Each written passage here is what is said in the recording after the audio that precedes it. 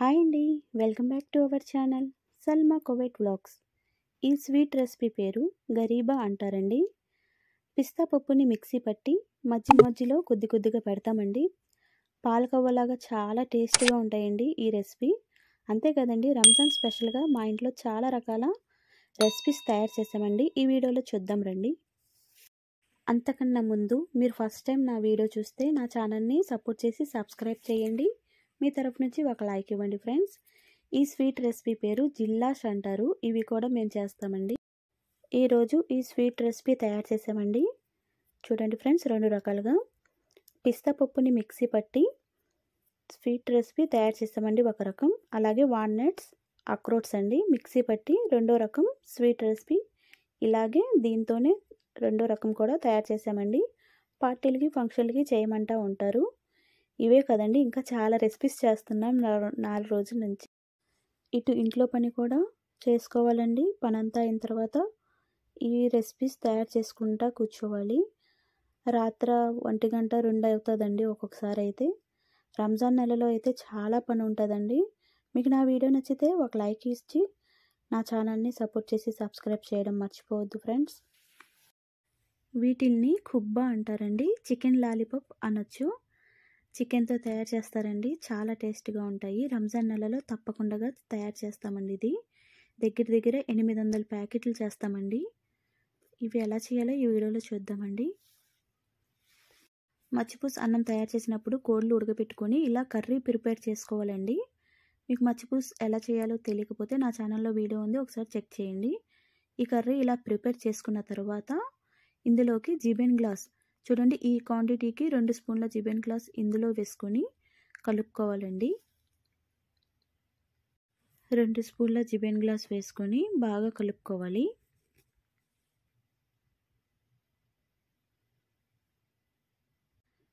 ఈ విధంగా బాగా కలుపుకున్న తర్వాత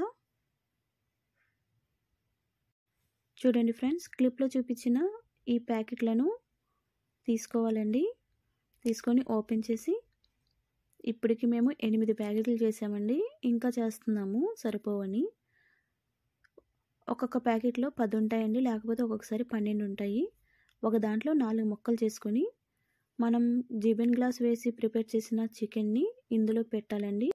జిబెన్ గ్లాస్ కలిపి పెట్టిన చికెన్ని ఇలా మధ్యలో పెట్టి బంగాళదుంప ముక్కలు ఉంటాయండి, డీప్ ఫ్రిడ్జ్లో ప్యాకెట్ చూపిస్తాను. ఇలా పెట్టి క్లోజ్ చేసేయాలండి. ఈ విధంగా క్లోజ్ చేసుకోవాలండి. ఇవన్నీ ఈ విధంగానే మొత్తం అన్నీ ప్రిపేర్ చేసుకోవాలి. చూడండి, బంగాళదుంప ముక్కలు డీప్ ఫ్రిడ్జ్లో ఇవేనండి, ఇవే పెట్టాను. చూడండి, ఇలా తయారు చేసిన తర్వాత మైదా పిండిలో కొంచెం అటు ఇటు కలపాలండి. చూపిస్తాను చూడండి, ఇలాగా మైదా పిండిలో కొంచెం అటు ఇటు కలుపుకొని పెట్టుకోవాలి. తరువాత మైదా పిండిలో బాగా కలిపిన తర్వాత కొంచెమేనండి పౌడర్ వేసుకోవాలి. బాగా కలిపిన తర్వాత 5-6 కోడిగుడ్లు పగలగొట్టి అందులో వేసుకోవాలండి.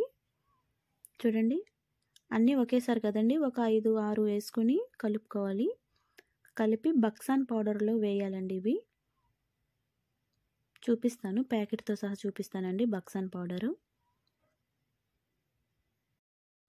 చూడండి ఫ్రెండ్స్, ఇలా బాగా కలిపిన తర్వాత కోడిగుడ్లలో ఇప్పుడు ఈ బక్సాన్ పౌడర్లో వేసుకొని ఇలా కలపాలండి. చూడండి ఫ్రెండ్స్, ఎంత బాగా తయారైనాయో. చాలా ఇష్టంగా తింటారండి. అన్నీ ఇలాగే తయారు చేసి ట్రైతో సహా డీప్ ఫ్రిడ్జ్లో పెట్టేయాలండి. రేపు పొద్దున్నకి గట్టిగా అవుతాయండి. అప్పుడు చీజ్ అంటే కవర్లలో 50 చొప్పున కవర్లలో వేసి మళ్ళీ డీప్ ఫ్రిడ్జ్లోనే పెట్టేయాలండి. ఫ్రై చేసినప్పుడు తీసుకోవాలి, మళ్ళీ డీప్ ఫ్రిడ్జ్లోనే పెట్టేయాలండి. ఈ బక్సాన్ పౌడర్ అంటే ఇదేనండి. ఈ ప్యాకెటే నేను యూజ్ చేసింది, తెలియని వాళ్ళకి చెప్తున్నాను. ఇదే ప్రాసెస్లో వేరే రెసిపీ కూడా ఉందండి. పూర్ణం బూరెలు చేస్తాం కదండి మేము, అదే విధంగా బంగాళదుంపలు ఉడకబెట్టేసి ఖైమా కర్రీ తయారు చేసి, మేకమాంసం ఖైమా కర్రీ తయారు చేసి బంగాళదుంప ఉడకబెట్టాం కదండి, దాంట్లోకి పూర్ణం బూరెలాగా ఖైమా కర్రీ వేసి సేమ్ ప్రాసెస్గా చేసామండి. ఖాళీ లేక వీడియో తీయలేదు నేను.